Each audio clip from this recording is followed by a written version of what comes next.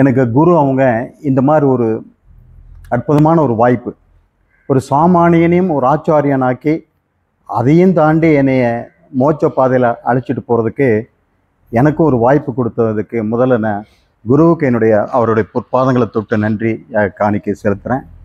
அடுத்ததாக நம்ம கூட இருந்து சக ஆச்சாரியர்கள் ஊக்கம் கொடுக்கறதுக்கு அவங்களுக்கும் ஒரு நன்றியை தெரிவிச்சுக்கிறேன். நம்ம ஆசிரம அன்பர்களுக்கும் என்னுடைய நன்றி தெரிவிச்சுட்டு நிறைய உரையை தூக்குறேங்க.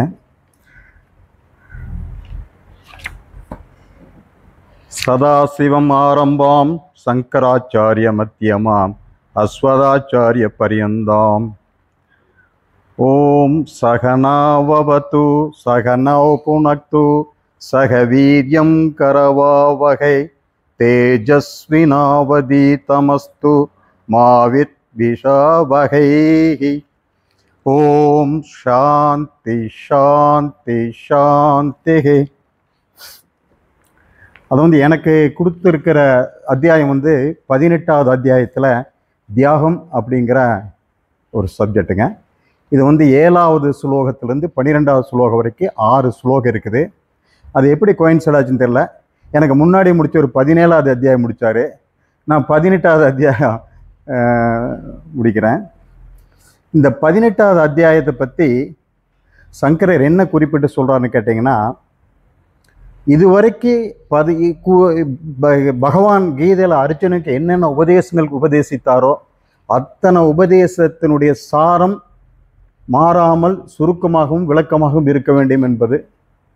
ஆமாம். அடுத்ததாக நாம் எல்லாம் எந்த பாதையை நோக்கி செல்கின்றோமோ அந்த ஞான பாதை, அதாவது ஜீவ பிரம்ம ஐக்கிய ஞானம், அதை பற்றி தெளிவுபடுத்தி மோட்சப்பாதைக்கு கூட்டி செல்ல வேண்டும் என்கின்ற 2 கருத்து மாறாமல் இங்கே 18வது அத்தியாயத்தை தொகுத்திருக்கிறதாக வந்திருக்கிறதாக சங்கரர் அவர்கள் குறிப்பிட்டு சொல்கின்றார்கள். அப்போது இதில் இதில் இந்த தலைப்பு முதல்ல விசாத யோகம் என்கின்ற அந்த துக்கம் துயரம் என்கின்ற தலைப்பிலே துவங்கி இங்கே மோட்ச சந்நியாச யோகம் மோட்சத்திலே முடிக்கின்றார் என்று சொன்னால், அப்படியானால் இந்த 18 அத்தியாயத்தினுடைய மொத்த சாரம் இங்கே இருக்கின்றது. இது ஒன்றுமே மனிதனை தெளிவுபடுத்தி ஒரு அஞ்ஞானியை ஞானியாக்குங்கிறது அவருடைய கருத்து. இங்கே பார்த்தீங்கன்னா 2 விதமான விஷயத்தை சொல்கிறாங்க. நான் ஏற்கனவே சொன்ன மாதிரி ஜீவ பிரம்ம ஐக்கியத்தை பற்றியும், அடுத்ததாக இங்கே என்ன அறிமுகப்படுத்துகிறாங்கன்னு கேட்டிங்கன்னா யோக சாஸ்திரம் அப்படின்னு ஒன்றுங்க சொல்கிறாங்க. யோகம் அப்படின்னா பொதுவாக சான்ஸ்கிரிட்டில் இணைதல், ஐக்கியம் என்று பொருள். இங்கே என்னன்னு கேட்டிங்கன்னா யோகம்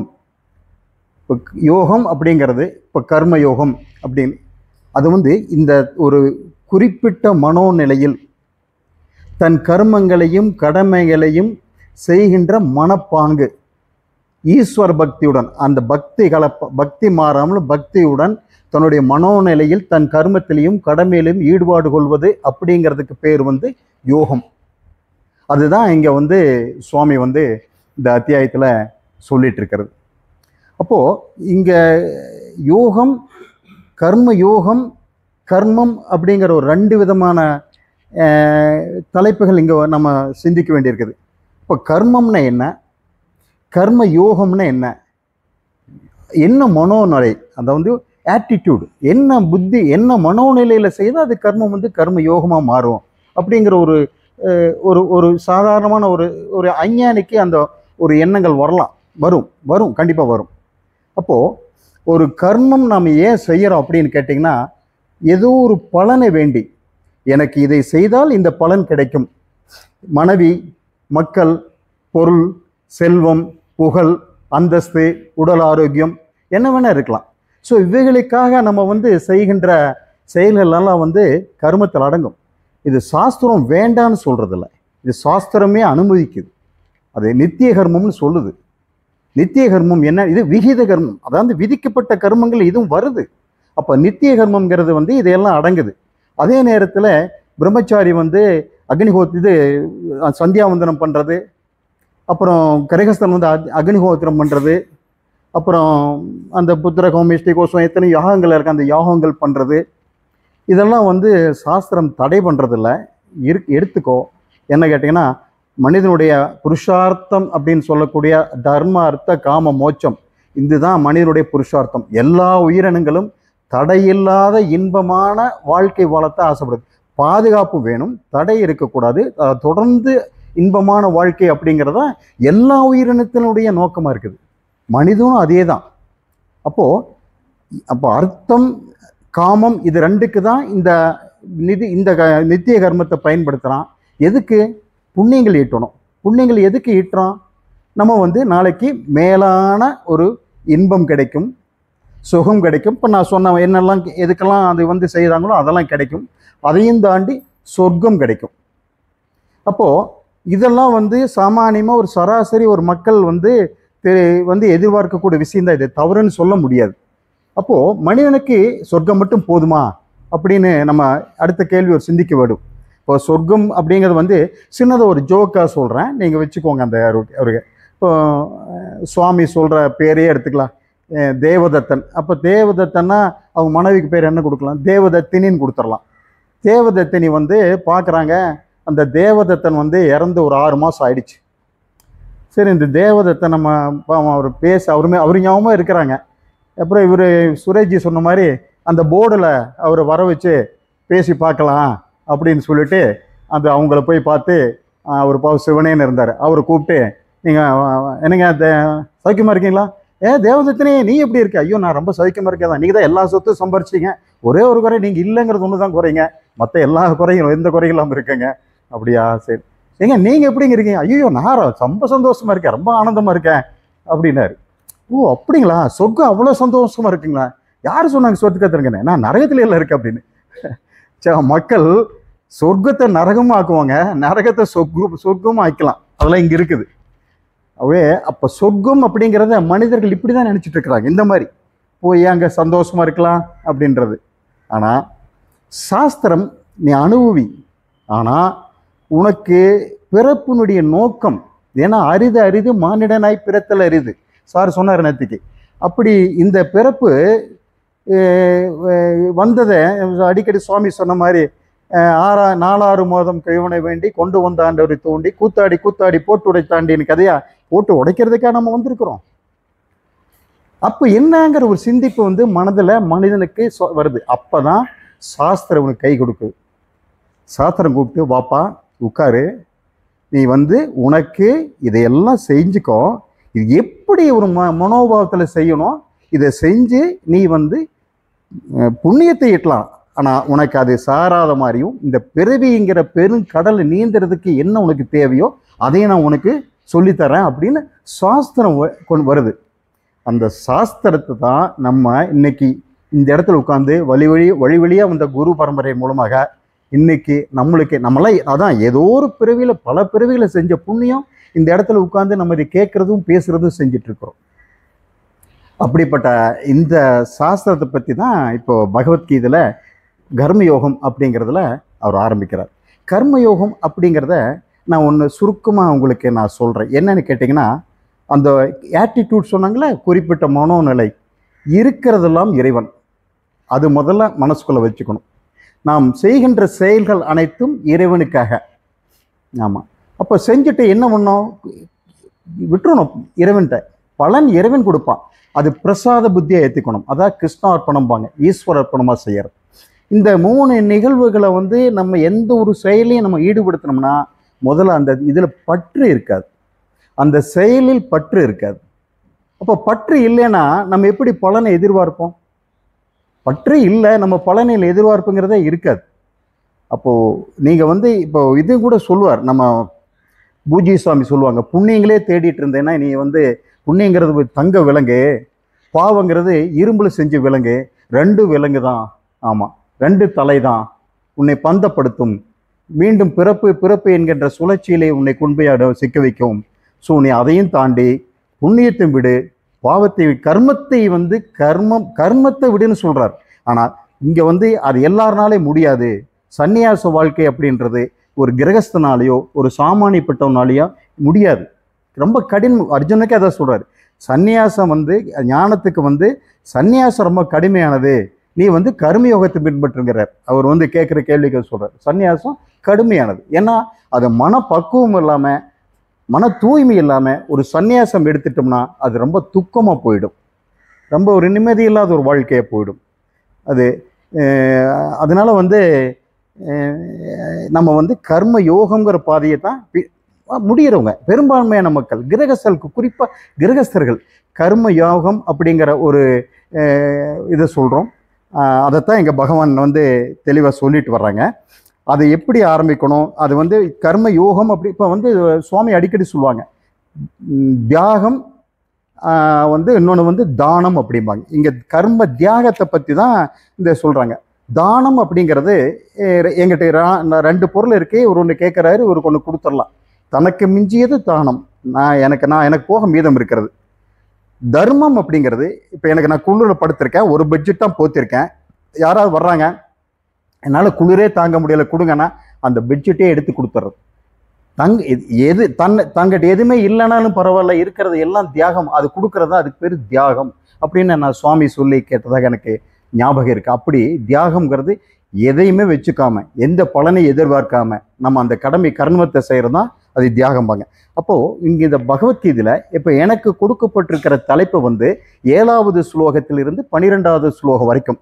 அப்போ 7, 8, 9 என்னத்தை பற்றி பேசுகிறாங்க இங்கே அப்படின்னு கேட்டேன்னா, 3 விதமான தியாகங்கள். தியாகம் அப்படின்னு இப்போ நான் சொன்னேன், தியாகம் அப்படிங்கிறது வந்துங்க, நீங்கள் வந்து பலனை கர்மம் செய்யணும். கர்மம் செய்யாமல் இந்த உலகத்தில் பகவானே சொல்கிறாரு, இந்த உடல் எடுத்தவங்க கர்மம் செய்யாமல் இருக்க முடியாது, அன்றாட தேவைகளுக்காவது கர்மத்தை செய்ய தான் வேணும், கர்மத்தை துறக்க முடியாதுன்னு தான் சொல்கிறார். ஆனால் யாரெல்லாம் கர்மத்தை இருக்கலாம், அதான் முன்னாடி சொன்ன மாதிரி மன தூய்மை பெற்றவர்கள் வந்து ஆத்ம ஞானம் பெற்றவர்கள், அவங்களை கர்மத்தை துறக்கிறதுக்கு சாஸ்திரம் அலோவ் பண்ணுது. எல்லாரும் செய்ய முடியாது.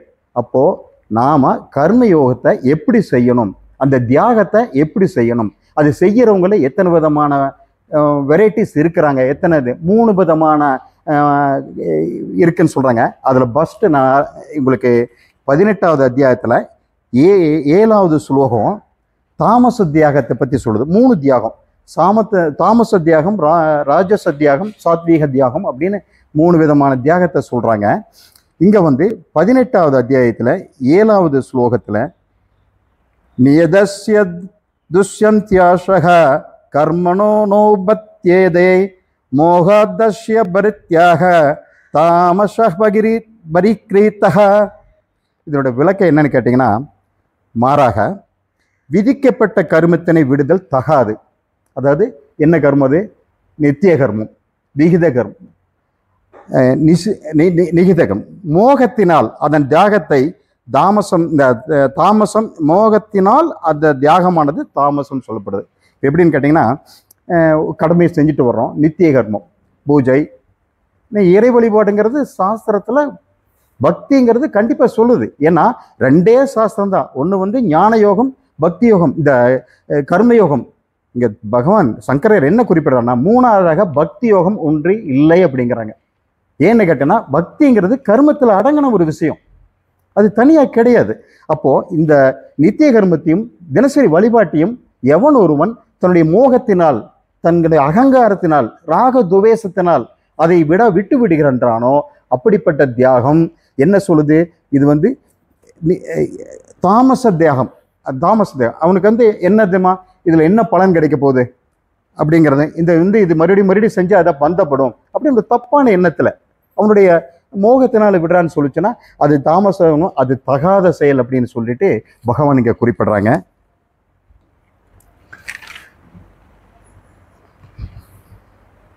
நான் என் கடமைகளை துறக்கிறேன் என்றால் அது மோகம்.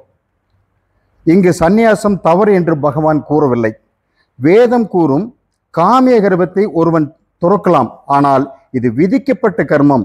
சித்த சுத்திக்காக அஞ்ஞானி இதை கட்டாயம் செய்ய வேண்டும். அஞ்ஞானி இதை தவிர்த்தானா மோகம். ஆயினும் துறப்பதற்கான மனப்பக்குவம் பெற்ற சிலருக்கு சாஸ்திரம் சந்நியாச ஆசிரமத்தை அனுமதிக்கிறது. இவர்களுக்கு மட்டும் விதிவிலக்கு உண்டு, மற்ற நம்மளை மாதிரி அஞ்ஞானிகளுக்கு இல்லை. அந்த மாதிரி தியாகத்தை இது தாமச தியாகம்னு சொல்லுது.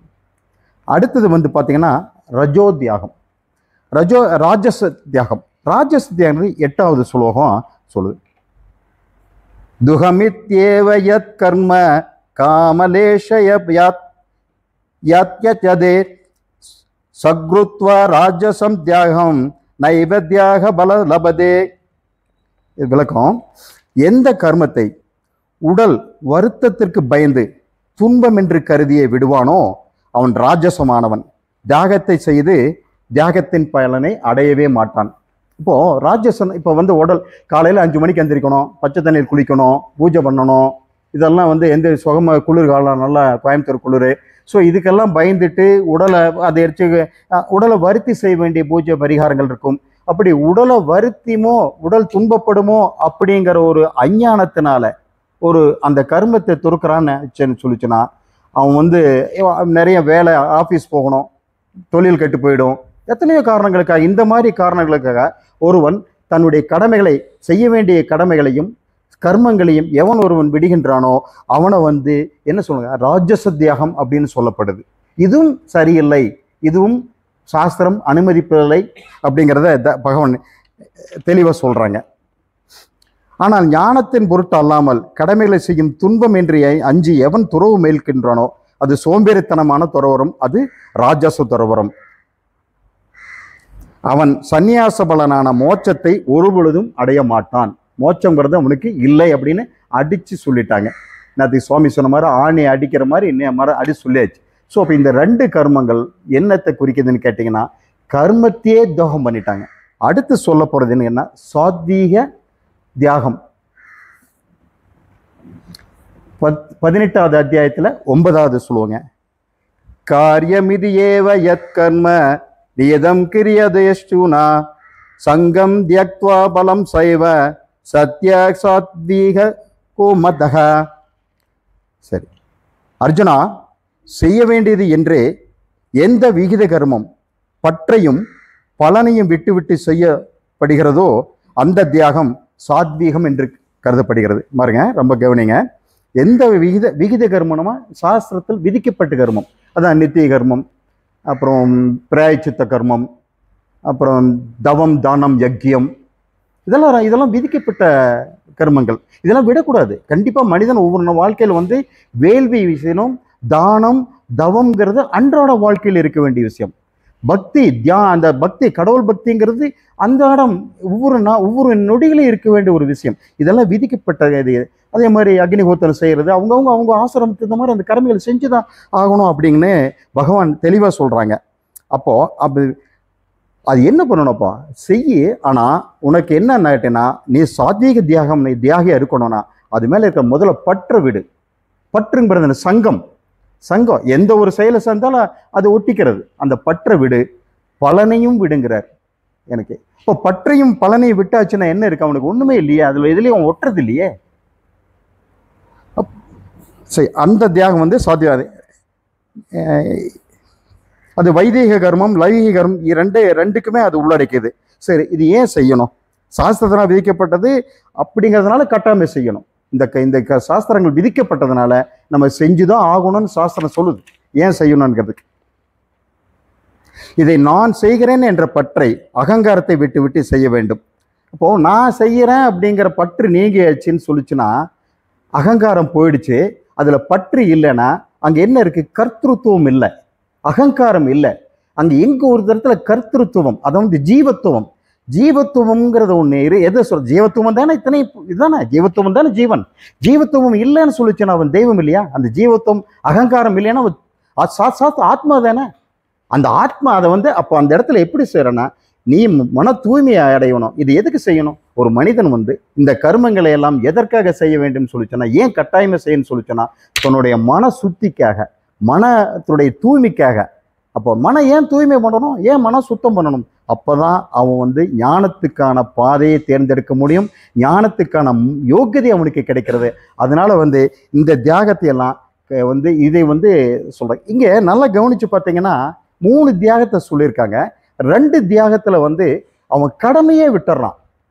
இதுல மட்டும் கடமை செய்யறான், தியாகத்தை பண்றான். இதுதான் சாத்வீக தியானம். இந்த 3க்கு என்ன வித்தியாசம் அப்படின்னு கேட்டீங்கன்னா, இந்த 3 தியாகத்துல இதுதான் இருக்கு. ஸோ இதை நம்ம வந்து மறுக்கிறதில்ல, சாஸ்திரம் மறுக்கிறதில்ல. இதுதான் கர்மயோகத்துக்கான முன்னோடி. இங்கு கர்மம் தியாகப்படுவதில்லை, கர்ம பலனை மட்டுமே தியாகம் செய்யப்படுக. இதுவே சாத்வீக தியாகம் கருதப்படுகிறது. மாறாக தாமச தியாகம் மோகத்தினாலும், ராஜச தியாகம் சோம்பேறித்தனத்தினாலும், உடலுக்கு துன்பம் வரும் என்பதாலும் கர்மமே தியாகம் செய்யப்படுகின்றது. அப்போ அதான் இங்க அப்போ இது என்ன, அதான் சுவாமி என்ன பண்றாங்க, கர்ம யோகம் அந்த ஆட்டிடியூட் அந்த மனோபாவத்தோடு செய்யணுங்கிறத இந்த இதுல வந்து நீங்க என்ஃபசிஸ் பண்றாங்க.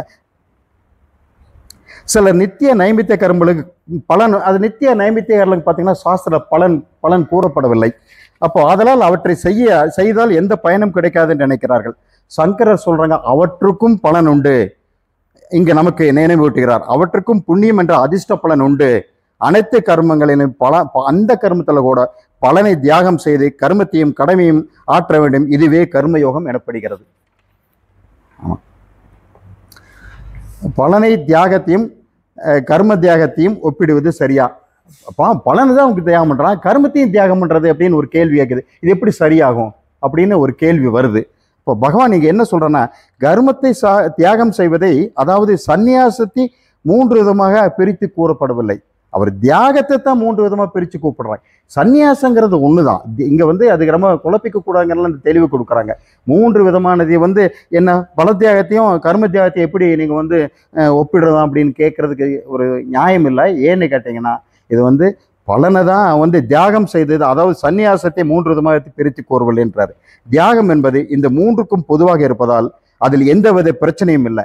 3க்கு தியாகம் என்று சங்கர். ஒருவர் சந்நியாசத்திற்கு தயாராக இல்லாதவரை யோக புத்தியுடன் கட்டாயமாக விகித கர்மங்களை செய்ய வேண்டும்.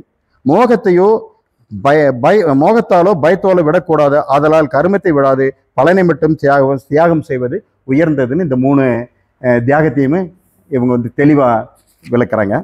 அடுத்தது 18வது அத்தியாயத்துல 10வதுல சாத்வீக தியாகம் ஞான நிஷ்டைக்கு ஹேது அப்படிங்கிற தலைப்புல நம்ம பகவான் வந்து விளக்கம் கொடுக்குறாங்க. நத்வேஷ்டிய குஷலம் கர்ம குசலே நானுஷ்யதே தியாகி சத்வஸ்மா வித்தஹ மேதாவி சின்ன சம்சயஹ. இது என்ன விளக்கம்னு கேட்டீங்கன்னா, பற்றையும் பலனையும் விட்ட தியாகி சத்துவம் நிறைந்தவனும் ஆத்மா அனாத்மா விவேகம் உடையவனும் சந்தேகங்கள் நீங்க பெற்றவனுமாகி அசுபமான காரியத்தை வெறுப்பதும் இல்லை, சுபமான காரியத்தில் பற்று கொள்வதும் இல்லை. இதுதான் இந்த ஸ்லோகத்துல ரொம்ப தெளிவா சொல்றாங்க. இங்கே தியாகி என்று கூறப்படும் செயலில் சங்கத்தை பணலில் ஆசையும் விட்டவன், அதெல்லாம் நம்ம பார்த்துட்டோம். இதுல வந்து ஞானம் பெற்றது அவன் சந்தேகம் நீங்கிவன் ஆகிறான். இது ஞானம் பெற்றனால அதை நம்ம இதில் படிச்சிருக்கல. முண்டகோபனிஷம் கூட சந்தேகம் நீங்க இவர் பகவானை சொல்றாரு. அதுல கூட இதய முடிச்சுக்கள் அவிக்கப்படுகிறதுனால கூட நம்ம சுவாமி சொல்லி கேள்விப்பட்டிருக்கோம். அப்போ இதுல என்ன கிடைக்குது, ஆத்மா வந்து நித்தியமா அனித்தியம், இது என்னென்ன கேள்வி எல்லாம் இங்க வருதுங்கிறத பகவான் குறிப்பிடறாரு. இங்க தியாகி என்ற கூறப்படுபவன் செயலில் சங்கத்தை பலனில் ஆசையும் விட்டவன். அவன் நித்திய நைமித்திய கர்மங்களையும் மற்ற தன் கடமைகளும் இறைவனுக்கு அர்ப்பணமாக செய்கிறான். ஞானம் பெற்று அவன் சித்த சம்சயன், சந்தேகங்கள் நீங்கவன் ஆகிறான். அப்போ இவ்வாறான சந்தேகங்கள், என்னென்ன சந்தேகங்கள் நீங்கும் அப்படின்னு கேட்டீங்கன்னா, ஆத்மா நித்தியமா அனித்தியமா இந்த சந்தேகம் நீங்கும். சத்தியமா அசத்தியமா இந்த சந்தேகம் நீங்கும். ஆத்மா பிரம்மமா இல்லையா இந்த சந்தேகம் நீங்கும். ஆத்மாவின் தன்மை பூரணத்துவமா அல்லது குறைகள் உள்ளதா இந்த சந்தேகம் நீங்கும். ஆத்மா கர்த்தாவா போக்தாவா இல்லையா இந்த சந்தேகம் நீங்கும். ஈஸ்வர ஜீவ ஜகத் பேதங்கள் உண்மையா இல்லையா இந்த சந்தேகங்கள் நீங்கும். இவ்வாறான சந்தேகங்கள் நீங்க பெறுகின்றன. அறியாமை உள்ள போதுதான் சந்தேகங்களிலும் தெளிவான ஞானம் பிறந்துவிட்டால் சந்தேகம் அறவே நீங்காது. சந்தேகம் அறவே நீங்கிவிடும். நினைக்கணும். இப்போ இங்க ஒருத்தர் வந்து சங்கரர் கேட்குறாங்க, உங்களையெல்லாம் இந்த இடத்துல நான் சொல்றதுக்கு இந்த நீங்களாம் உங்களையெல்லாம் என்ன சொல்லுவாங்க, ஜகத்குருன்னு சொல்றாங்களே எப்படிங்க அப்படின்னு சுவாமிகிட்ட கேட்குறாங்க. ஆமாம், என்னை எல்லாரும் சகத்குருன்னு தான் சொல்லுவாங்க, எல்லாரும் சொல்கிறாங்க. ஆனால் நான் வந்து ஜகத்தையே குருவாக வச்சுருக்கேன், எனக்கு ஜகத்து தான் குரு அப்படிங்கிறார். அப்போது நமக்கு இதுதான் இந்த ஞானம் வேணும். நம்மளுக்கு குரு எல்லாம் பார்க்குறதெல்லாம் நமக்கு குருவாக இருக்கணும். வேதம் நிறைய சொல்லுது. எடுத்து யானையை வச்சு சொல்லுது, ஒவ்வொரு பாம்பு ஒவ்வொரு அனிமலை வச்சு சொல்ற இதெல்லாம் இதெல்லாம் இருக்கு, சாஸ்திரங்கள்லாம் இருக்கு.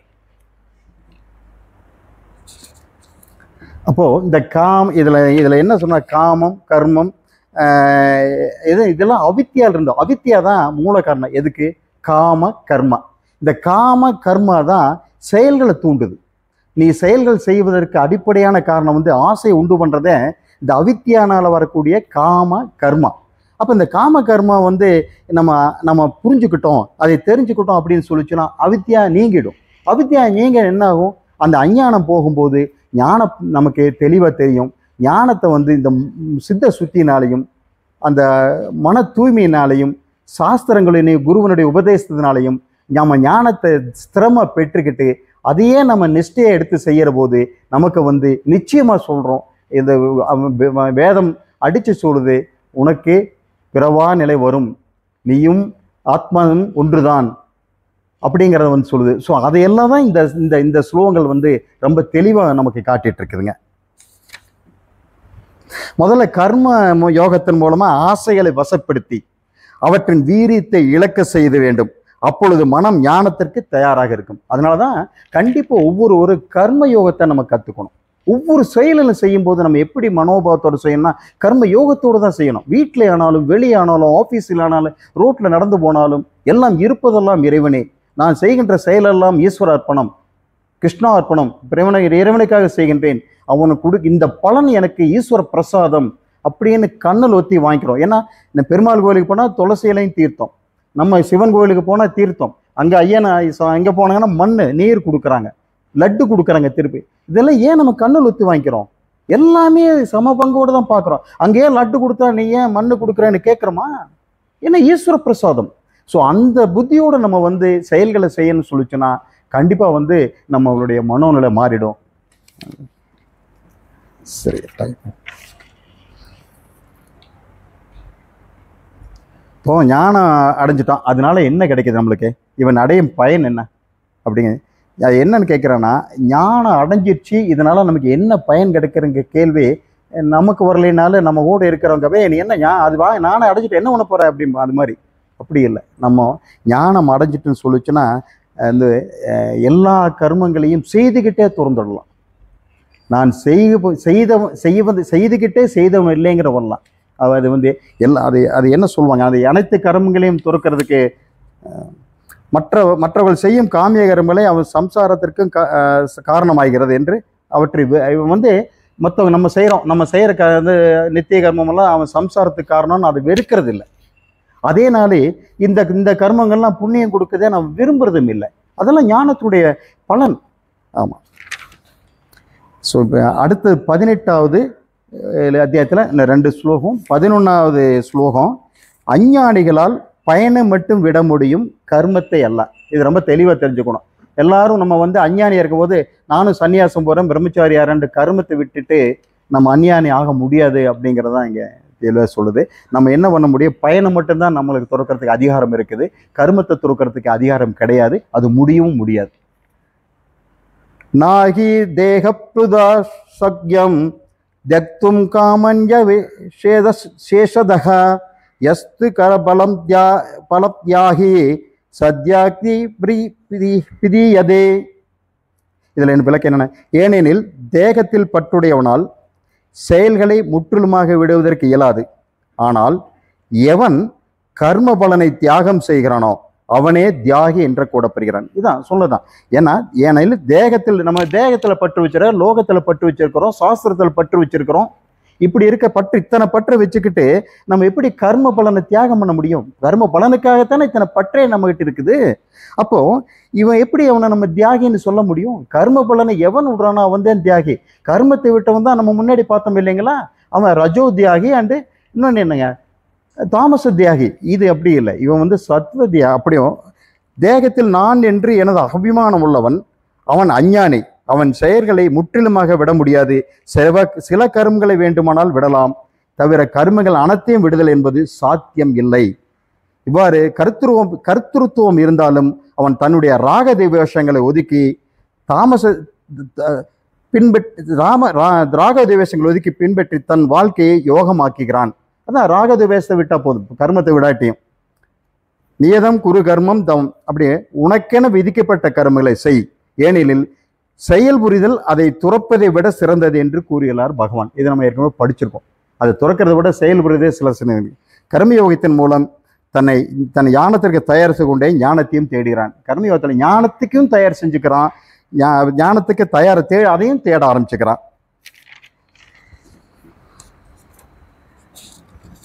மேல சர்வகர்ம சந்நியாசி என்பது கர்மத்தை துறப்பதல்ல, மாறாக அது ஆத்ம ஞானத்தின் மூலம் நான் கர்த்தா என்கின்ற கர்த்தருத்துவ புத்தியை துறப்பதாகும். நம்ம சர்வகர்ம சந்நியாசின்னா சில பேர் தப்பா புரிஞ்சுக்கிறாங்க, எல்லா கர்மத்தையும் விட்டுட்டு போறதுதான் சர்வகர்ம சந்நியாசம் அப்படின்னு நினைச்சுக்கிறாங்க. அப்படி இல்லை. தன்னுடைய புத்தியில நான் இந்த பலன்களை எல்லாம் தியாகம் பண்ணிவிட்டு நான் கர்த்தா இல்லை, நான் போக்தா இல்லை, நான் அதன் பொறுமை பற்று இல்லை எந்த ஒரு ஞானத்தின் மூலமாக தெளிவுபற்று ஒருவன் ஒரு செயலை செய்கின்றாங்களோ அந்த செயலை செய்தாலும் அந்த செயலில் ஒட்டுவதில்லை, பட்டில் ஒட்டுவதில்லை, செய்தாலும் செய்யாதவன் ஆகிறான். இதான் சர்வகர்ம பல தியாகம்னு சொல்லுவாங்க.